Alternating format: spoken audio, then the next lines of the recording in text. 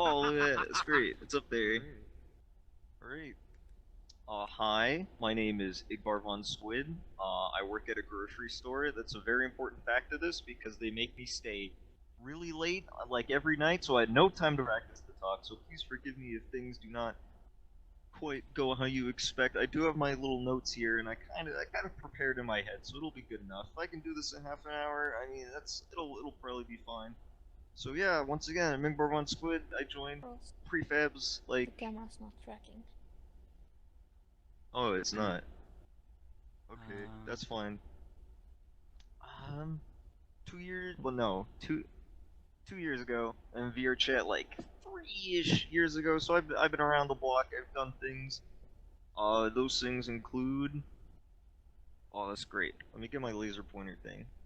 So let's see. I did that Corey House avatar from way back. I made that thing. A lot of people didn't know that, but it was me. I did that. That B movie world with the really long title. I also did that. Some of those 2D avatars back in the day. I made those. I didn't think people still used them, but I see them around every now and then. So I'm like, oh, that's cool. I made that thing. I also made that clown car. I don't think that one's really popular, but I see it sometimes, mostly with you guys. I'm, hey, it's my clown car. I love that thing. And then last year, for Specality, I did Alone in the Silence. I thought that one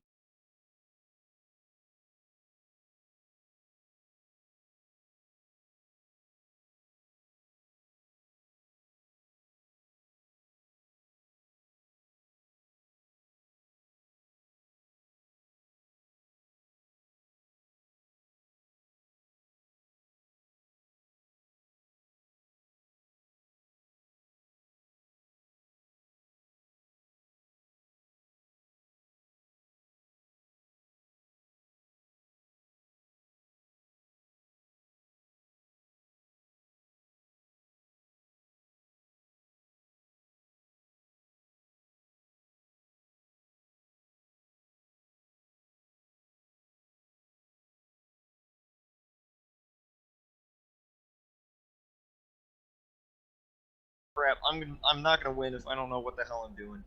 So what I did, and I recommend that everybody else do this, is I have this big list. It's a text document that I keep on my desktop, and anytime I'm watching a movie or anything, or Well, playing a this video is game or just something,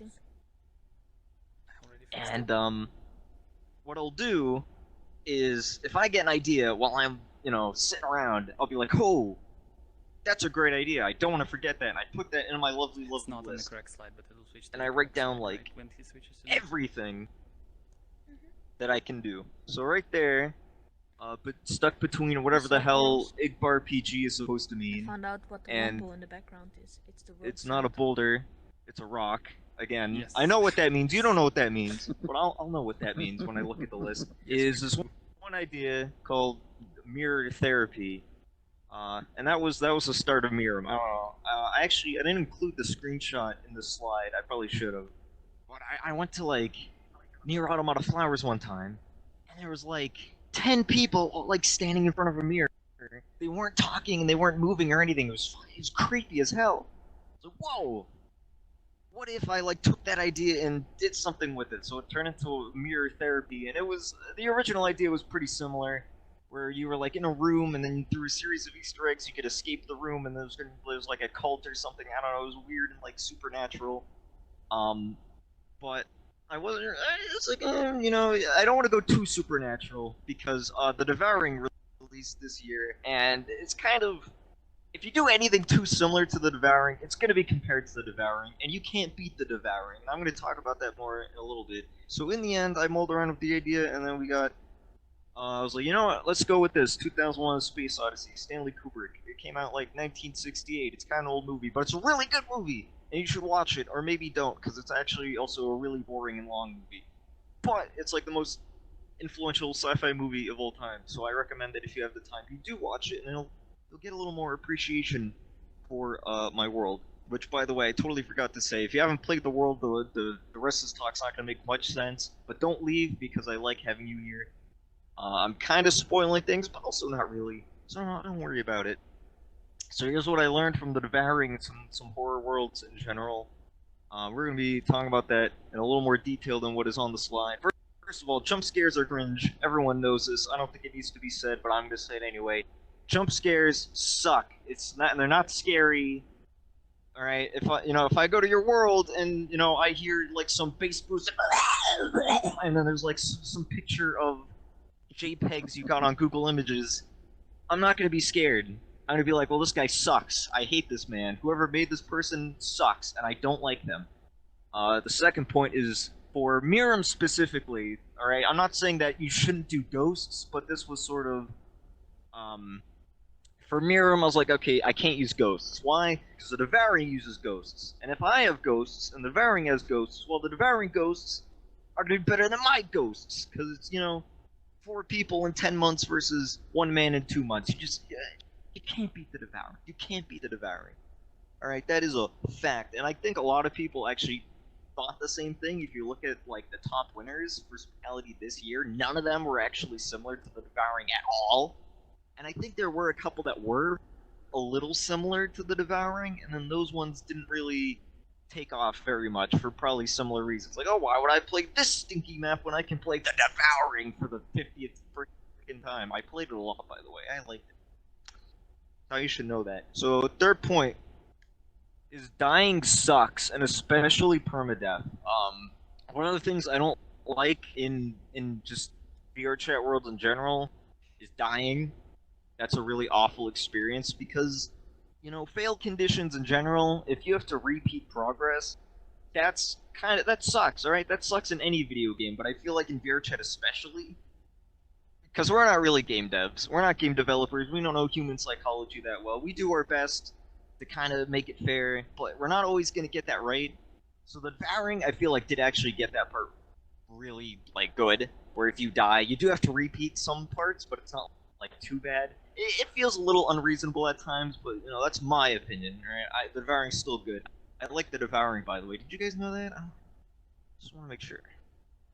But the thing I hate the most is permadeath. If at any point in a world I die and I have to start from the beginning, even if it's a 5-minute long world, I'm not coming back. If I die one time and I have to start over, I'm not doing it. I'm leaving. I'm going home. I'm gonna go stare at a mirror for 10 hours because it's way more fun than playing your crap for another 5 times to get it right. It's not happening. So when I made MIRRIM, I was like, okay, you know what? No permadeath ever. I think that's just a rule in general, alright? Say it with me. Don't actually say it with me. I don't want to hear you say it. But in your heads, I want you to say it with me. No permadeath. We don't do that here. No, not in my house. No permadeath. Don't do it, ever. I'll come to your house and I'll kick your butt and I'll permadie you in real life. That is not a real threat. Do not call the police. But in general, dying kind of sucks. So when I made MIRRIM, I was like, okay, there's no fail conditions ever. You can't ever die. You can't ever be in a situation where you have to repeat progress. The only way you can fail in MIRRIM is if you, suck and just give up. There's no fail conditions, so there's no frustrations. It's a good experience all around. That was a big part of it, is that I didn't want people to ever be frustrated with it, because that creates a negative experience, and then anytime you think back to it, you can be like, oh yeah, MIRRIM was pretty good. But, and then that butt is a really big butt. It's a huge butt. It's got 2 big cheeks and it jiggles around everywhere. It's a huge, massive butt. The other part with MIRRIM and horror in general is that multiplayer makes things immediately not scary. Nice picture, Rubik.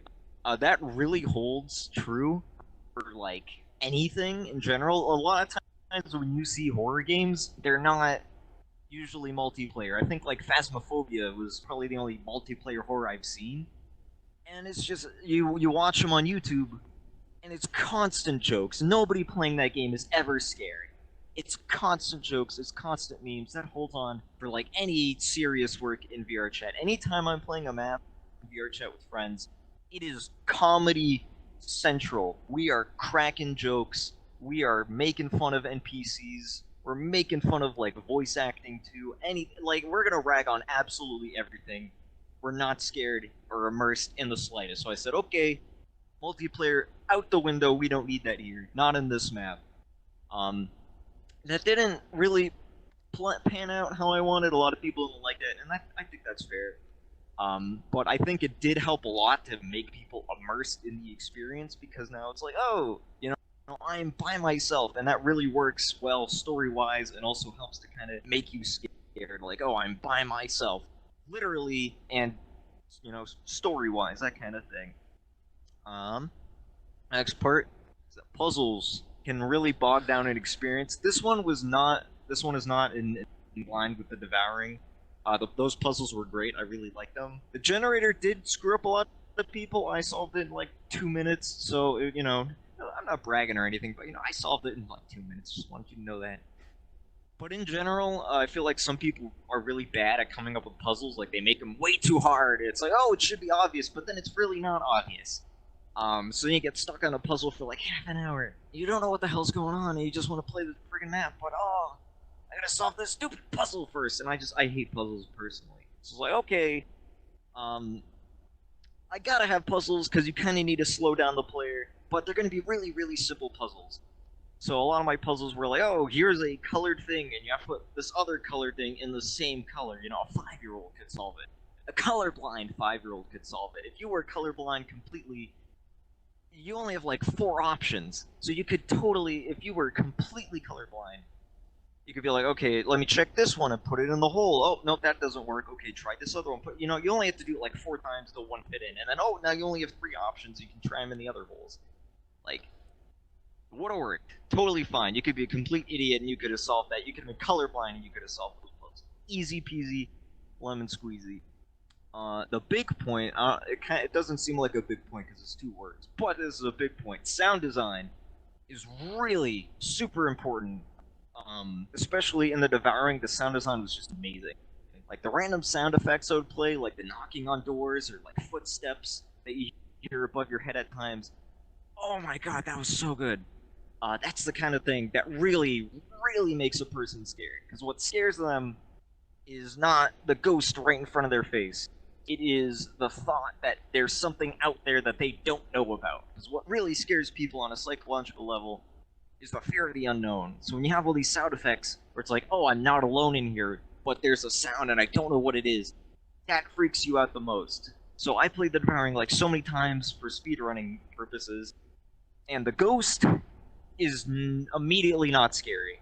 Because you learn the pattern of the ghost. It's not you're not afraid anymore. But the sounds would always freak me out every single time, and they always caught me off guard. Like, even if I knew that they meant nothing, I was still like, oh, there's a knocking on the door. That means there's something there that I don't know about, and that scares me every single time. So I paid a little attention to sound design. I could have done more in MIRRIM, but sound design in general is just so important. So I try to do my best with the time I had to kind of make sounds pretty good. And yeah, that last point. The thought of being scared is scarier than anything that's scary. So, a threat that you can see is kind of scary, but once you kind of figure it out, you're like, I'm not scared of that thing anymore. But the thought that you might get scared is really what freaks people out. And that was basically what MIRRIM was built on entirely. It was just a thought that there is no, like, visible threat at any point. You're not really in danger at any point. But you feel like you're in danger all the time because there's atmospheric noises, and when you jump into the mirrors, there's this weird, like, sound. It's really scary. So the whole time you're kind of on edge that something might happen, but nothing really ever does. But it makes this constant sense of, like, dread. Like, I don't know if you guys saw, like, what was that gamer movie? Joker? If you saw Joker, alright? When I was watching Joker, like, you know how it's gonna end. He's gonna turn into the Joker. But the whole movie is this build-up of him turning into the Joker. And that kind of puts you on edge the whole time. Like, oh, is he gonna do it now? Is it gonna be the Joker now? It's this constant thought of, like, something bad is about to happen. Even if it doesn't come until, like, way later.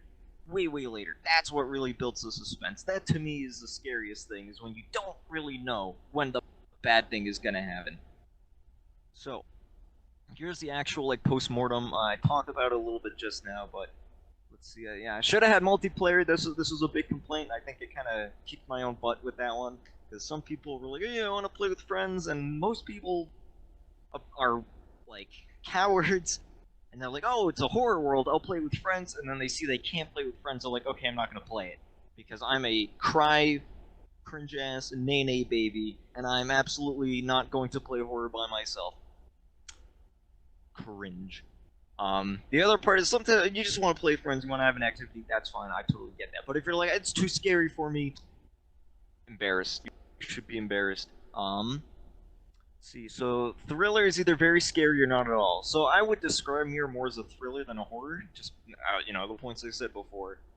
And the reaction was kind of 50-50. Some people were like really scared by it. The constant threat of something bad is gonna happen really freaked them out. Like some people on that first hallway when you leave the room were like, "Oh my god, something bad's gonna happen. Lasers are gonna come out of the walls and kill me, and the door's gonna or the walls are gonna." I heard a couple different ideas of what was gonna happen. So some people were scared by literally every aspect of the world, and then a lot of people, and like 50, maybe most, I don't know. I didn't really get any like big feedback, but I watched a couple streamers. And they were like, "Oh, this isn't scary at all because there's no visible threat. You don't really feel threatened at any point." So for some people, it was like, this world's I'm not scared in the slightest by that, So that I totally get, It's kind of, it was a risky project, and I'm willing to accept that, maybe it didn't pan out the best. I kind of liked it. Some people were like, "It's not scary." The point wasn't really to be scary. It was just kind of freak you out a little bit. I'll give you a little freaky freak. Third point, should have had more sound effects.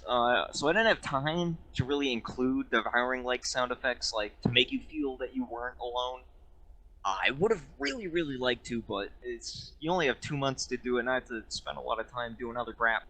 So I didn't really have that time. I could include it in the polish, but by that point I was burned out on the project, so it didn't bother. But if I ever do anything similar like that, sound effects to make you feel like you're not alone, like stuff falling in the distance, knocking on doors, crap like that. That's the good stuff. And the final point, blockouts are cool actually. I typically do not do a blockout when I make my worlds. I'll typically just draw out a little map in Microsoft Paint and be like, okay, I'm just gonna work from there, and it's sort of build as I go kind of thing. I typically have an image in my head of what it's going to look like. But this time I was like, okay, I need these set pieces and I need to definitely know how they're going to fit together. So I had to do a little a block out for it first. And I actually do recommend you try to do a block out if you can for these kinds of projects.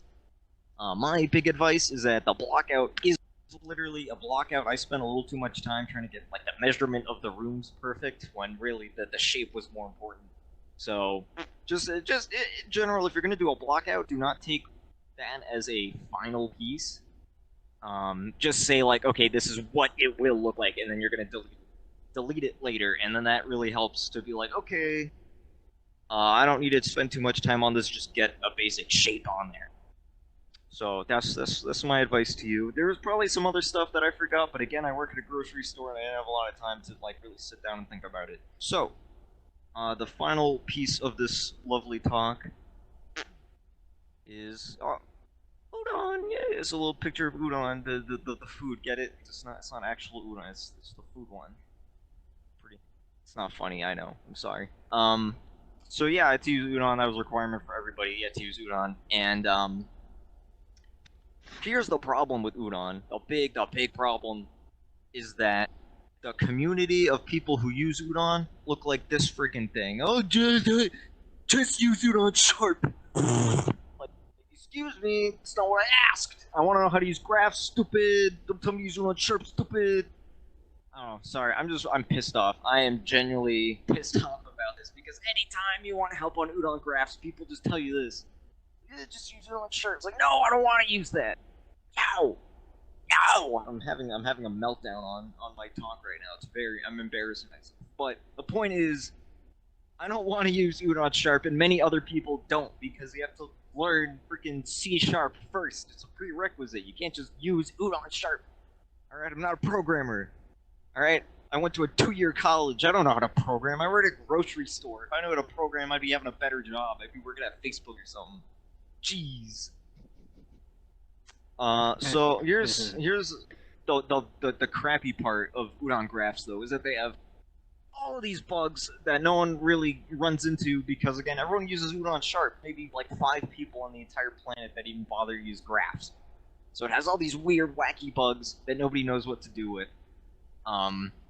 This first one, graphs will fail to compile for absolutely no reason. This is an old Udon, so this is not a problem anymore.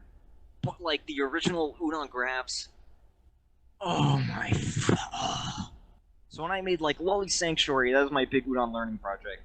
So you can imagine I had to, debug all the time because I didn't know how to use graphs. And it's really hard to debug when sometimes the issue is the graph itself just failed to compile for no reason.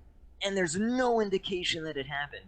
So it was basically like, I make a graph, it doesn't work, okay, is this Udon's fault or is this my fault? And then I had to like reiterate like 10 times, and the only way to fix that was I had to delete the graph and or duplicate it and then delete the old one and then hope it compiled that time. And it was just, oh my god.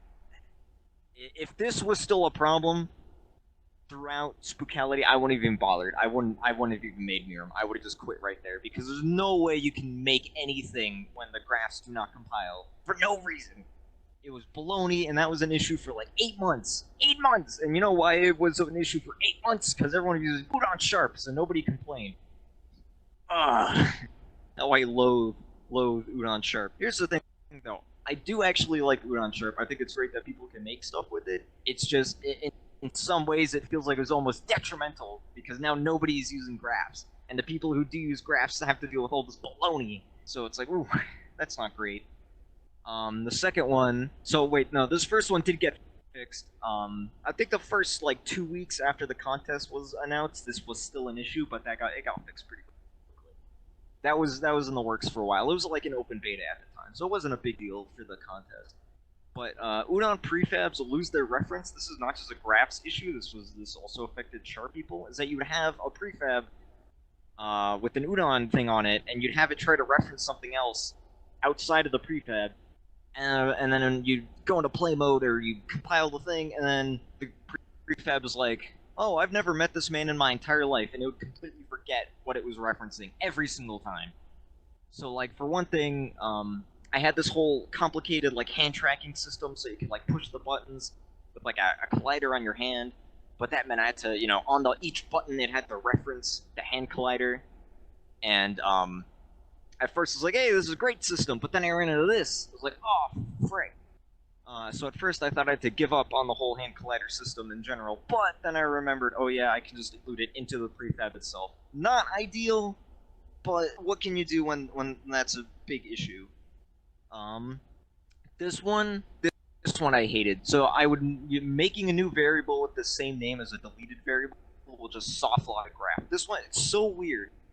So weird, but with how Udon graphs work, so you can take something from your hierarchy and just put it into a graph and it makes it a variable, and that's awesome.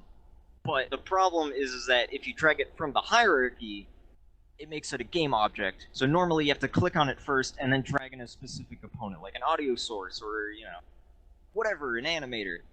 And the problem is that I'm super absent-minded, all the time. I'm a really spacey person. And I would just absentmindedly all the time, I'd drag in the game object instead of the component and be like, oh, fucking idiot. And then I'd have to delete the variable, and then I would drag in the component that I wanted instead.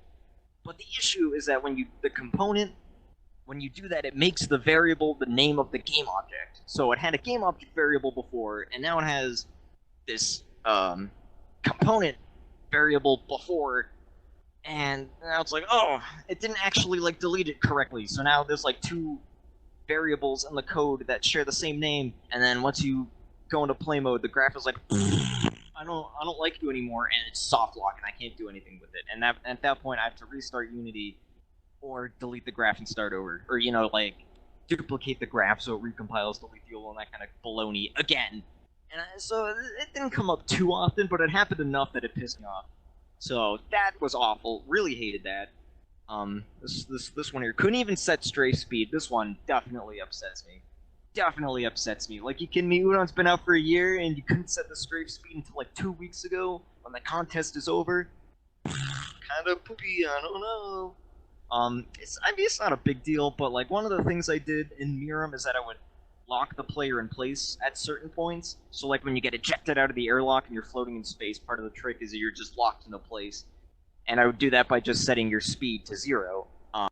But I couldn't set the strafe speed, so you could actually still just move sideways through that part and kind of glitch out of the map, which wasn't great. And I really didn't want to just lock the player in with colliders, because with the way I set it up, it wasn't going to work very well.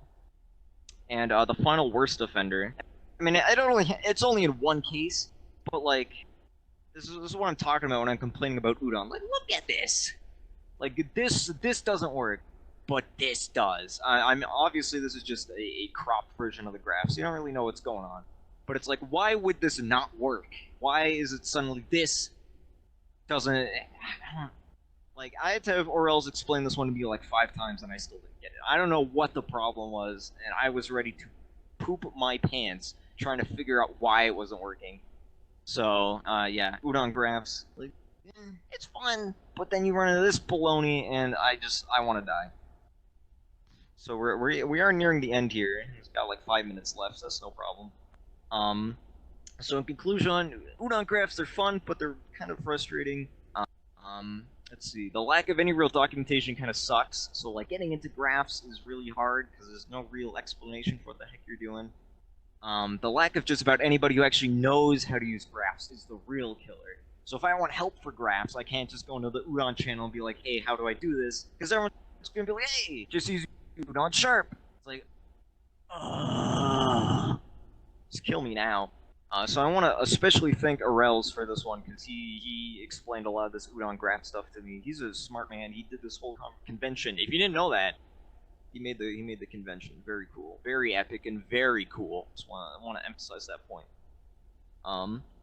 So final part, I'm just going to show you some of my super cool Udon graphs in case you're one of those people who wants to get into Udon stuff, but then doesn't really know what they're doing. So let's see. This one is... yeah, so you're going to have to forgive my mess. I like to make my graphs like as square as possible, which leads to like just real weird looking stuff. What is this? I can't read it. Sorry, I have an Oculus Rift, the original, so I can't even freaking read half this stuff. This was... oh, this was the speed detection. So like how I did the footstep sounds was that I would actually I'd get the player's speed, and then I would feed that into an animator as a float value, and then I would control that with the float value. So like if you were going, I did 4 specifically here because that was the maximum speed you could go in the world. So you know, if you were going at maximum sprint speed 4, then the animation speed was 1, and then if you weren't moving, it would be 0, and then it would kind of go between that thing. And that'll make a little bit sense on one of these other slides later on. This one is this one's a timer. Nothing really special here. It's just, you know, doing some math, time, delta time, put them together, set it as time, and then just do that over and over again. And this at some point you stop the timer, say get the player's name, put it into some freaking thing, and then turn off the whole timer, because you don't want that running when it doesn't need to be.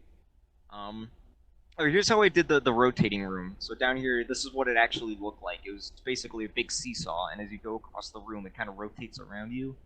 So I had to do some math here to be like, okay, where in the room is the player? Then teleport the room on top of that position, and then do the math of like at what point in the animation should it play, because you can't really do rotation math in Udon. Like you can, but it's in Quartnins, and that's some like devil math that doesn't make sense to anybody but the man who came up with it. So I just did it in an animation instead, and that worked out way better than trying to figure out what the hell Quartnins are or whatever. I don't even know how to say them. That's how bad they are, because I don't know what they say. This one's my real mess. I had to crop out the part that looked the worst. This is the height detection I used for like the venting system. So you know, I just here's the player's like foot position, and then here's their like feet position, and then like, oh, how big is that? Put on, do the math.